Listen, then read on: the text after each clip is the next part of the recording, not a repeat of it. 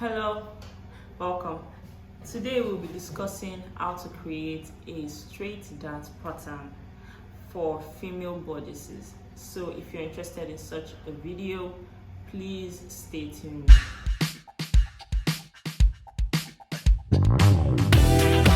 So diving right in, we are discussing a straight dart.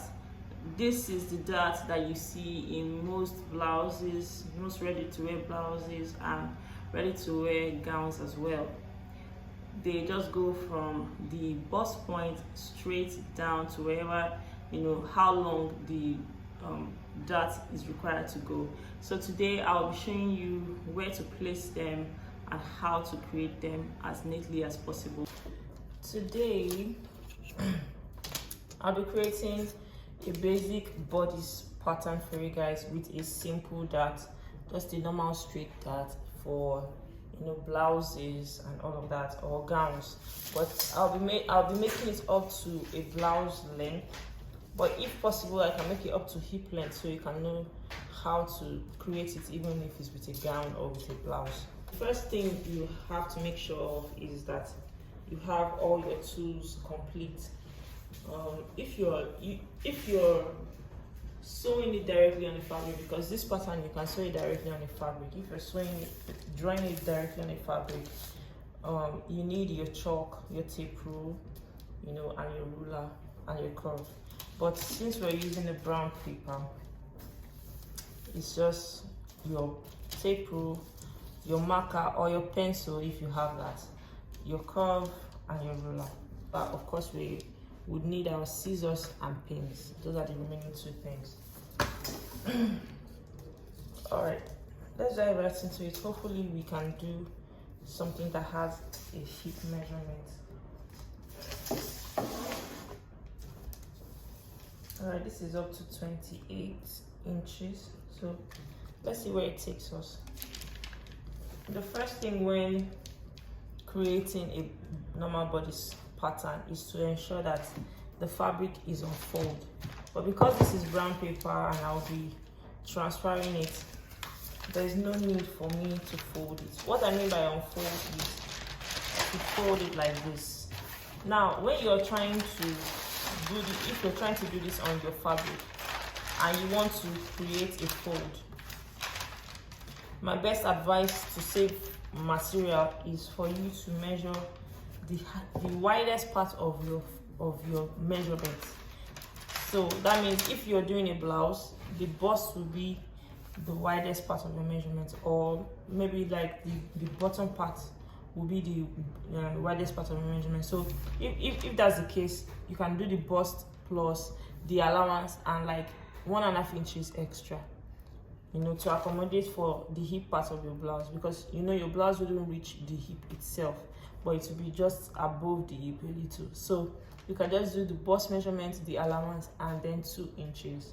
Of course, you will know what the allowance will be later so that you can always take note of that. Now, if you want to, fold for a gown, the widest part most likely will be your hips. So the hip measurement will be what to take place, create the shape that you're looking for. So it will be each hip measurement divided by 4 plus the allowance you are willing to give. So that's what you're going to have for that. Oh, it fell. So for this now, we don't need to put it on fold. Here we are just going to have it straight, knowing that when we are transferring into the fabric, this place will be the representative of the fold. So let's get into it. The first thing for me is to create the shoulder slant so that I can create my length. So the shoulder slant, I'll show you how to do it now. Just try to gauge. The shoulder slant doesn't come like directly at the edge like this. No, you kind of have to go up a bit, because our shoulders it doesn't start directly from like the center of your neck. It starts after your neck, so from the side of your neck. And if you want to create a neck or a hole for a neckline, the starting point is always 3 inches. So you can just either estimate, measure out 3 inches, or just gauge it. For this one, I'm just going to measure out 3 inches here. Then at this side, I will just go down by 1 inch, and then try as much as possible to create my slant. So that's the first thing. So now that I've done that, I'll start creating the length. I'll start measuring out the length of my measurement, blouse or gown. So I'm going to try as much as possible, because in fact the pattern can still do it up to hip measurement for us. So I'm going to try as much as possible to do both the hip measurement and the blouse measurement. The hip measurement representing the blouse, and the blouse measurement for the blouse itself. So from that point, where that 3-inch point where the neck start, where the shoulder starts, is where we will start measuring our length from. All right, so the first thing we're going to measure is the armhole measurement. From that point, it's going to be 8 inches, meaning at this point it's going to be 7 inches, because this has come down by 1 inch. Some people can reduce it by 3/4 of an inch. It's still part of it.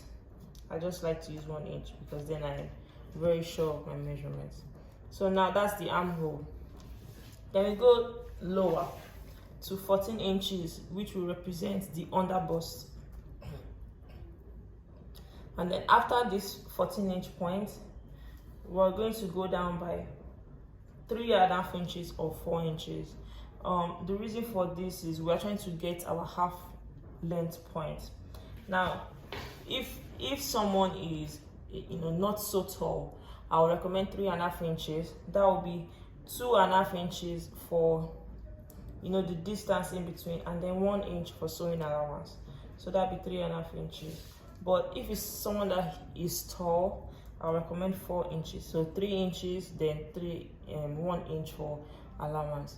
So that way you can really ensure that the waist is as snatched as possible, and you're creating the shape that you want. So for this person, it's going to be 4 inches. That's 0.18. Some other people can take the measurement for the half length by measuring from the shoulder to the belly button, and then going back up by 1 inch. So your half length is 1 inch above your belly button. That's another way to get your half length if you don't want to use this method that I use. But I like using this method because I tend to have a very, very defined shape. Even if the person has a pot belly, you still have a very defined shape from it. So that's just for me. So now the blouse length is 23 inches. Blouse length is 23 inches. Now there's one trick that I use to get the hip measurement for anything that I want to do, any gown I want to create. It's gonna be 9 inches after the half length, or 8 inches after the half length if the person is short. So from this half length, this 18 inch mark, I'm just gonna go down by 9 inches to get the hip point of that person. So let's go 1, 2, 3, 4, 5, 6, 7, 8, 9. So we are at 27 inches for the allowance. So now that we have everything, to create a straight line, we need 2 points for this. I think I've referenced it in another video, but to create a straight line, you need 2 points. So to create this straight line, you don't need to now start from this shoulder length, because it's less by 1 inch. You're going to have an issue with your measurement. So just start from up and just measure it all out again. So 8 inches for your armhole, 14 inches for underbust, 18 inches in this case for half length. Could be 17 if it's a person that is shorter. Then 23 inches for blouse length. This blouse length is 22 inches plus 1 inch allowance. Please, let's take note of that. or depending on the person's measurement. But for this one is 22 inches plus 1 inch allowance. That's how this blouse length is. 27 inches for the hip point. So now that we have all of that, let's create our straight line.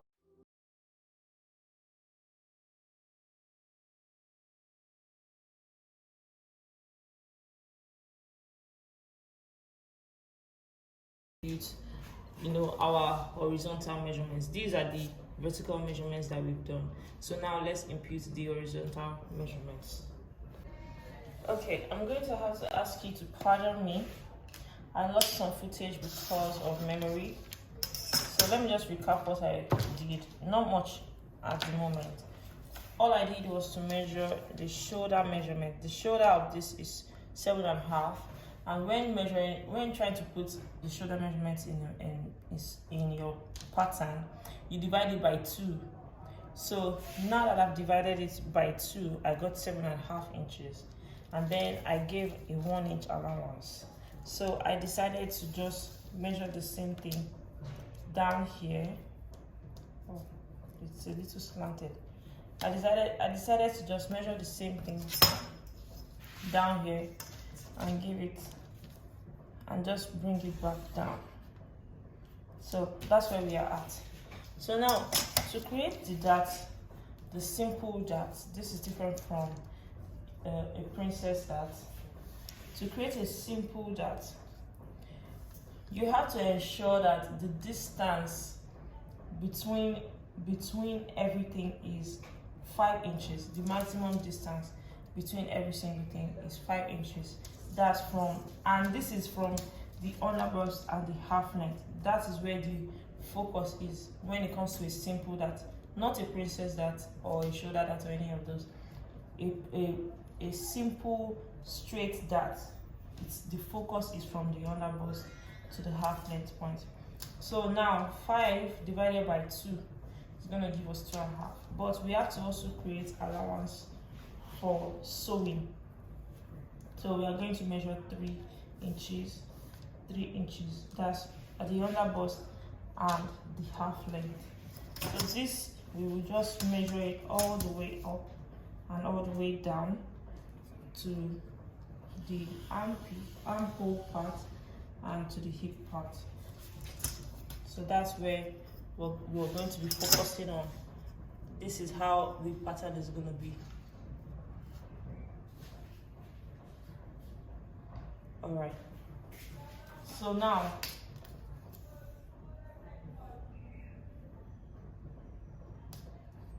we're just going to measure half an inch on both sides, because this is a simple that you don't need much drama, you don't need much of anything. It's just an inch wide.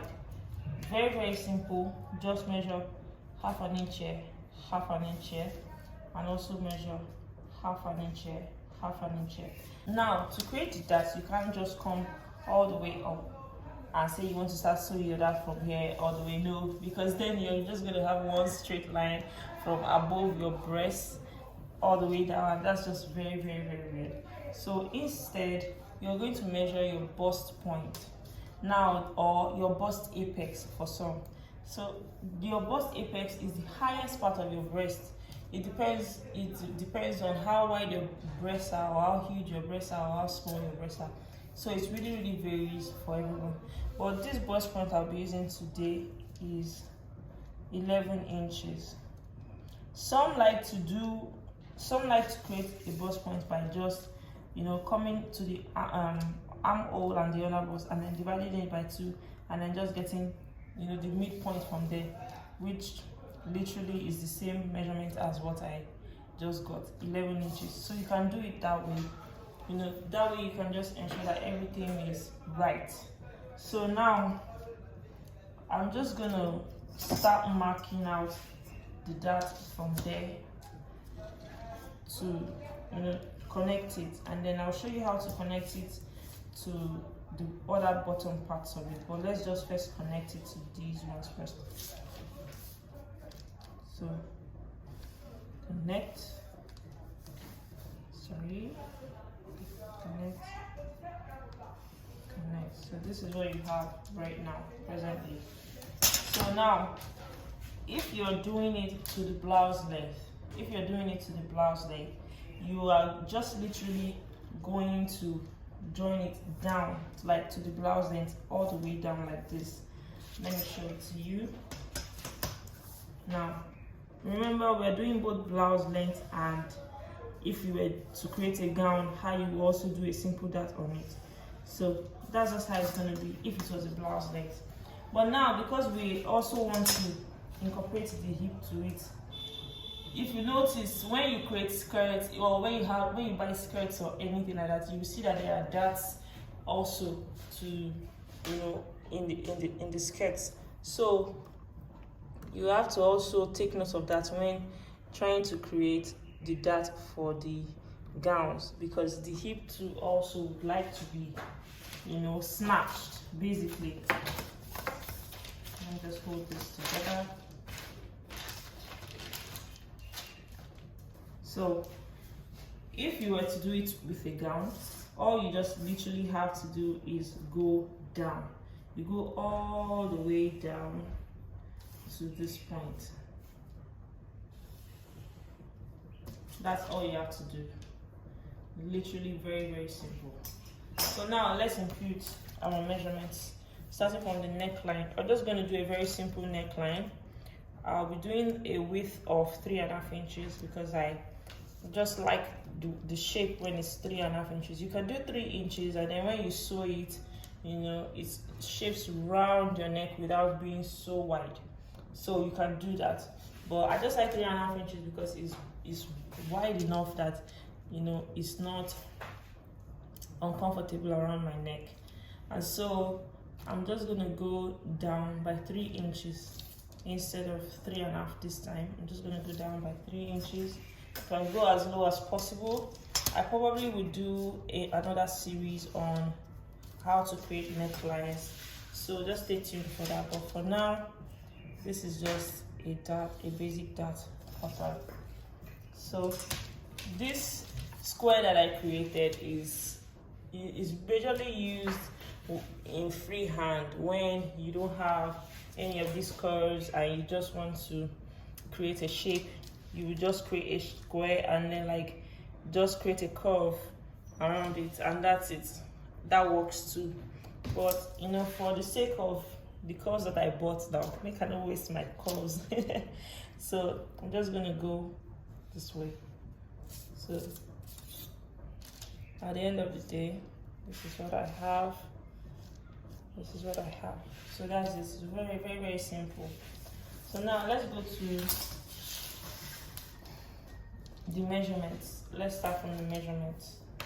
The bust part of this is 36 inches. Divided by 4 is 9 inches, which has already been marked. The armhole, the under bust is 30 inches. Divided by 4, 7.5 inches. So that's it. The half length is 33 inches. Divided by 4 is 8.25. And then the hip length is 40 inches. Divided by 4 is 10. So now let's start imputing our allowance. Now for this one, we already know that we are giving 1 inch allowance back to it. So let's just go back and add 1 inch. Now please keep in mind, for this that we are not cutting it out. We are not cutting it out at all. We are not cutting it out. I'm going to use pins to demonstrate how you join it together. So we are not cutting it out. So now we're just going to put back the cinching that we have done here. We have to put it back so that you can still have our 9 back. So that's 1 inch. And then we're now going to give another 1 inch allowance for sewing the sides and sewing the lining. Alright, so now I have given all the allowances. For this, I put 1.5 inch allowance. 1.5 inch allowance. That's 1 inch for the sewing, and then ½ inch for the turning of your lining if you're using lining, which I want to. And also here as well, 1.5 inch allowance. That's after giving this 1 inch back. I first of all put this 1 inch back here, then 1.5 inches. Also, I put the 1 inch here and then 1.5 inches as well. And then for the hip, I just put 1.5 inches because this is not going to really be much of anything at the end of the day. And then I went ahead to shape it. Now for this side, I referenced that up to this point, about 2 inches after the under bust, there is going to be a point of your body where it's still the same measurement as your under bust.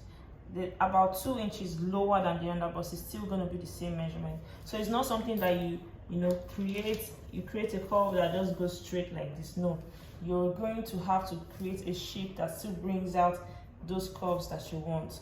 Of course, some people measure the mid waist, which are, you measure the mid waist if it's someone with a pot belly or someone who has a very, very tiny waist. You can measure the mid waist, that's the smallest part of the waist there, and then measure it here. That will be in between the under bust and the half length. Some people have that kind of shape. I've had a few customers who have had that kind of shape. So, and then you just give it a nice shape, making sure that you account for every single allowance that is required. Of course, I will do a measurement video where you can really understand what I'm saying. So now, since all of that is done, I will just create a curve for the armhole, and that's about it. Now I'm going to try and cut this off camera and do the back measurement for you guys. All right, I've gone ahead to cut out the outline of the shape for the back allowance. Now the only difference is going to be in the neckline, the armhole, and the zip allowance. And now let me just show you. For the zip allowance, you're just going to go all the way down with 1.5 inches. Some people use 1 inch, but because I will be turning in the fabric with a lining, I'm not whipping, so I'm using 1.5 inches, and it just gives me a better understanding of what I want to do. So it's just 1 inch, 1.5 inches all around. Of course, there are still some adjustments that I will make, but let's just leave that for now. So now for the neckline, it's instead of going so deep by 3 inches that we went, it's just going to be about 1.5 inches as well, and I'm just going to go lower by 1.5 inches and then create a curve. Just create a nice little curve that just, pardon me, there's a ridge under the table. So this is just going to be the curve that I'm just going to create, and it's just going to go all the way down, like all very straight all the way down. Now for the armhole curve, there's another shape. If you notice, I cut it both the same way, but now there's another shape that needs to be created. When you've done this, you can just go in only in the front, by the way. Please just go in by 1/2 inch in the front, because we are trying to avoid a bulge at the shoulder area. We are trying to avoid a bulge at the shoulder area where the thing puffs off. So just go in by 1/2 inch. So let me just show you how you connect it. It still goes like this.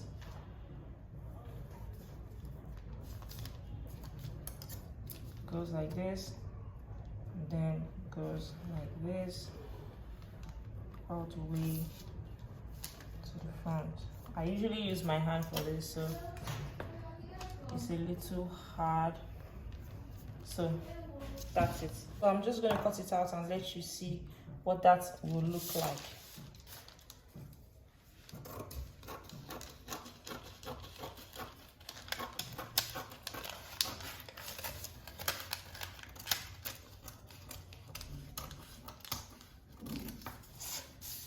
So that's just it. This curve is so that there is no bulge in the armhole when you're finished attaching your sleeve and all of that. So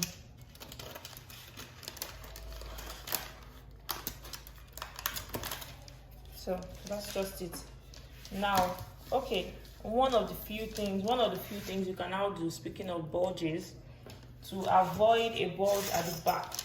If you notice, there are some gowns that you just see some kind of a bulge at the back. So one of the things you can do to avoid that is to go in at the half length by half an inch at the back. Go in at the half length by half an inch. Some can even go in by 1 inch, depending on how you feel. I don't really recommend going in by 1 inch, but I can go in by half an inch. So now you just try to create the shape. Let me just use the ruler because that's what I know how to use. Just try to create the shape all the way down, all the way down.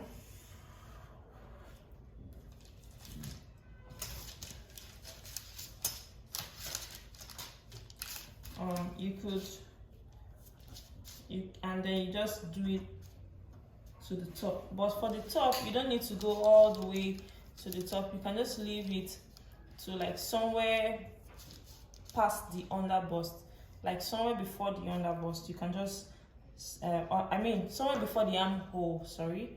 You can just start creating your shape from there, because that's really where you need that curve. So this is what it will look like, and let me just shape it out. Let me just cut it out for you so you can see it.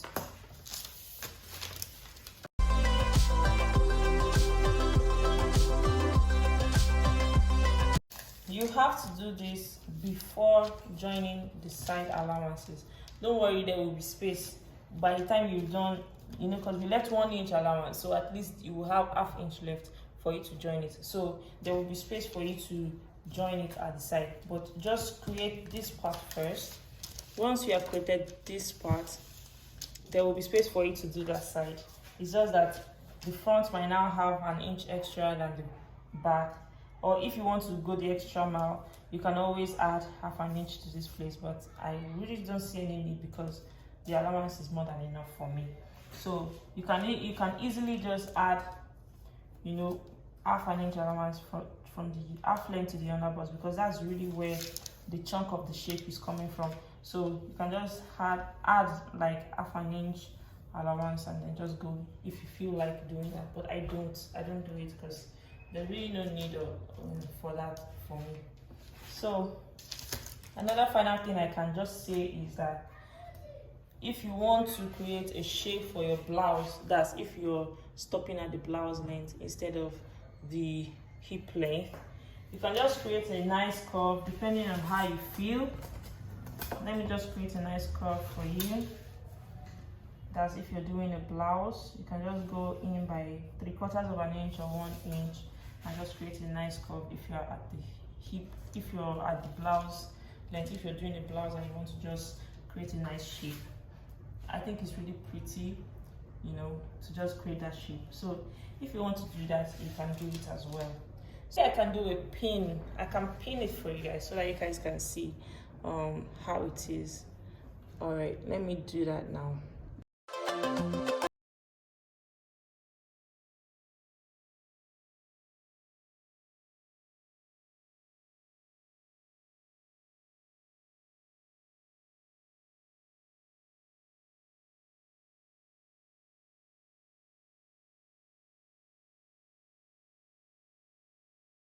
Now, I just realized that I didn't actually do another difference for the darts. I created the darts before.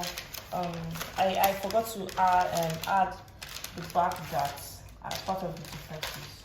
So for the back darts, one of the differences is that if you remember, we started the front dart from the bust point area. We started it from the bust apex area, but for the back dart, we are going to start it directly from the armhole. That's the major difference. So it's just going to start directly from the armhole and just give a shape that just goes all the way down. Now, if you notice, this makes a huge difference because starting from the bust point kind of gives it this breast cup shape, a very slight breast cup shape, while starting from here just gives it a straight. Let me repin that for you so that you can see it. I'm so sorry. I just realized I hadn't recorded it. So sorry about this. So it just gives it a straight dart vibe, unlike doing it straight from the bust point. So that's another thing. The back dart starts from under the armhole. The armhole point is where the back dart starts from.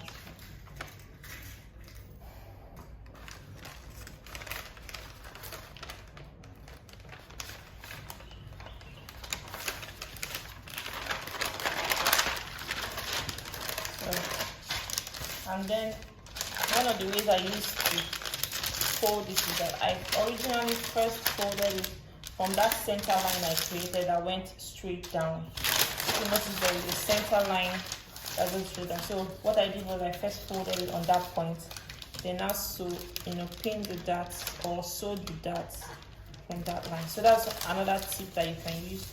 You just, when ironing or doing whatever, you just iron it at that point, so that when you're sewing, you just sew it and it's just much easier for you. So that's one of the ways I do it. I just iron it straight down and then I sew it out, then re-iron the dart again. So that way it gives me that shape that I want. So that's just it. And it's very, very imperative that you iron your dart because it gives it a very nice neatness that shows that you're a professional. So that's just it. If you notice, this place has a cup kind of. By the time this is done, this is how the cup will be. Because it's paper, you can't really see how the shape will be. So that's just about it. The difference, once again, the neckline for the back is smaller than the front, except if you want to do a V-neck that now goes, creates a shape, and that's up to you. But the neckline for a basic bodice that is smaller than the front. Also, the dart starts from the underarm or the armhole point instead of the bust point like the front. Also, the front goes in by ½ an inch at the armhole point, in between the armhole. So those are the things to take note of. And also the zip allowance and going in by ½ an inch at the half length. That's another difference. So those are the things to take note of. I'll try to do a video where I create this with fabric and I can sew it and you guys can follow along. But for now, this is where I'm finally coming to an end with this video. Wow, thank you so much for staying to the end of the video. I'm so grateful that you did. If you enjoyed this video and you would like to see more of this type of content, please subscribe to the channel, as well as try to leave a comment on what you felt was done right or what was not done enough or what you would like to see. I would really love to hear from you. Also, please share to other friends or other people that who are interested in such content or are just trying to make their way in fashion and are just starting out. I really love this. So yes, we have come to the end of the first video of the beginner series. I'm really excited for this series because I'll be discussing a lot of the things that gave me issues when I was starting out, when I didn't know how to create clothes and I just wanted to note something. So if you're interested, get ready, sit down and try as much as possible to learn as much as you can. Now, all of the information that I'm giving you are one of many different ways of creating such patterns or such designs. So try as much as possible to do your research, watch as many videos as you can, try as much as possible to brush up. It's better to know a lot of different patterns and different ways of creating something than just being stuck doing only one thing. Of course, this way is what has worked for me. It's a combination of a lot of different patterns that I've seen over the years, and it's something that I have tried and tested myself. Practice, practice, practice. Imagine, imagine, imagine. See what you can come up with. Create what you can come up with. Don't bother about wasting the fabric or whatever. Just try and just do something. And I hope that you would enjoy this fashion journey. If you're also interested, you can always follow me on Instagram and Twitter at @yetijo if you're interested in such content. Also, my business page, which I'm plugging, is Color Gray Online, so you can see a few of my works from there. Thank you so much for this. I'm so grateful.